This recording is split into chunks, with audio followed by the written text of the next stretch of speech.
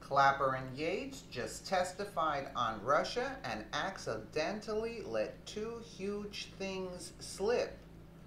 Former Director of National Intelligence James Clapper and Sally Yates were called in to testify to the Senate in regards to the Russian hacking investigation earlier today. They thought they were in for a smooth ride to just go up and say that they can't talk about anything. But Senator Chuck Grassley had other plans for them. Grassley wanted to get to the bottom of the issue, and while Clapper and Yates were able to deflect most questions, citing classified information as the reason why they couldn't, there were two very important things that slipped. The first major thing that Grassley pointed out was that months before any of the documents that WikiLeaks leaked from the DNC, they had received a notice from the FBI that they had been breached.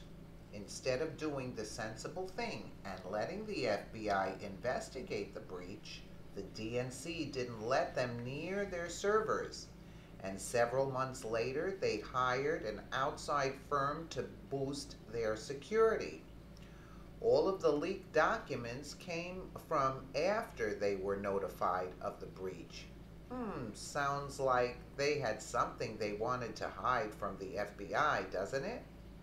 The second important thing that Clapper let slip was that the intelligence community basically left out that the RNC was hacked, and damaging reports about President Trump were released from the hacker Lucifer 2.0.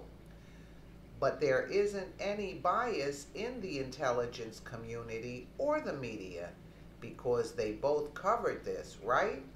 Wrong on both accounts. Clapper deflected poorly with the excuse that he wasn't involved in the day-to-day operations and that he would have to talk to the analysts involved in the report. Or you wanted to make the DNC look like the only victims here.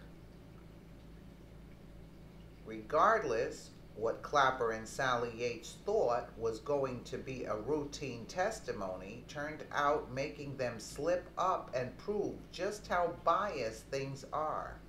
Let's take a listen. Next question. Have either of you ever been an anonymous source in a news report about matters relating to Mr. Trump, his associates, or Russians' attempt to meddle in the election? No. Absolutely not. Okay. Third question. Did either of you ever authorize someone else at your respective organizations to be an anonymous source in a news report about Mr. Trump or his associates? No. No. Okay. As far as either of you know, have any government agencies referred any of the leaks over the past several months to the Justice Department for potential criminal investigation? I don't know. As you know, Senator, there is a process for that, for doing that. I don't know if that's happened. Ms. Yates? I'm not at DOJ anymore, so I don't know what's been referred. So then I guess kind of sum up, neither one of you know whether the department authorized a criminal investigation of the leaks. I do not, sir. No, sir. Have any of you been questioned by the FBI about any leaks? I have not been. No. Okay. Want to discuss unmasking. Mr. Clapper and Ms. Yates, did either of you ever request the unmasking of Mr. Trump, his associates, or any member of Congress?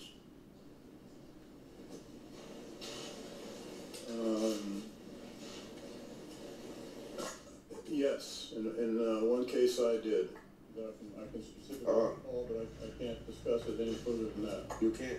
So if I ask you for details, you said you can't discuss that? Is that what you said? Not here. Okay. Ms. Yates, can you answer that question? Did you ever request unmasking of Mr. Trump, his associates, or any member of Congress? No. Question 2, did either of you ever review classified documents in which Mr. Trump, his associates, or members of Congress had been unmasked?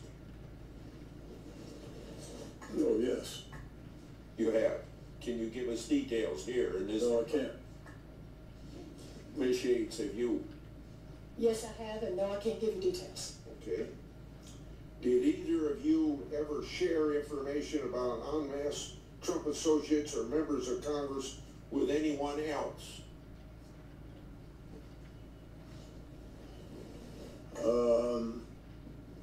Well, I'm thinking back over 6.5 years. I could have discussed it with either my deputy or my general counsel. Okay, Ms. Yates. In the course of the Flynn matter, I had discussions with other members of the intel community. I'm not sure if that's responsive to your question. And in both cases, you can't give details here? No. No.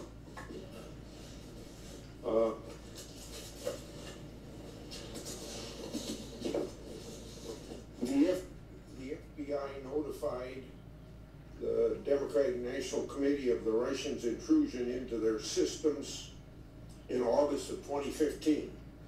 But the DNC turned down the FBI's offer to get the Russians out and refused the FBI access to their servers. Instead, it eventually hired a private firm in the spring of 2016. WikiLeaks began releasing the hacked DNC emails last July. It took roughly 27,000 of the 27,500 DNC emails it released were emails sent after the FBI notified the DNC of the breach. Mr. Clapper, would you agree that one of the lessons of this episode is that people should cooperate with the FBI when notified of foreign hacks instead of stonewalling? Yes, sir. I generally think that's a very good idea. Mr. Clapper, you sent the Russians, or you said the Russians did not release any negative information on Republican candidates. I believe that that's not quite right. On June the 15th, 2016, Guccifer 2.0 released to Gawker and the Smoking Gun more than 200 pages of the DNC's opposition research on Mr. Trump's, hundreds of pages of what I would call dirt. This happened just 2 days after the Wall Street Journal published a plan for Republican convention delegates to revolt to prevent Mr. Trump from securing the nomination. Why wasn't the Russian release of harmful information about Mr. Trump addressed in the Russia report, and was this even evaluated during the review? I would have to consult with the analysts that were involved in the report to definitively answer that. I don't know personally whether they considered that or not. Can you submit that as an answer in writing? I'm a private citizen now, sir. I don't know what the rules are on my obtaining classified potentially classified information, so I will look into it. Okay. Mr. Clapper, you testified that the intelligence community conducted an exhaustive review of Russian interference, and the analysts involved had complete, unfettered access to all sensitive raw intelligence data. Do you have any reason to believe that any agency withheld any relevant information?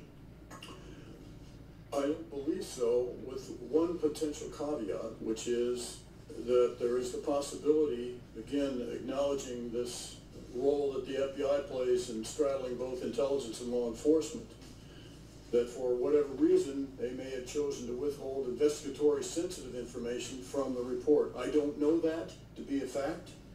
I was not apprised of that. I'm just suggesting that as a possibility. Hey, my time's up. Well, we all know about Guccifer 2.0, who was Seth Rich, whom Hillary had taken out. They're criminals. Let us know what you think in the comments below, and thank you so much for watching.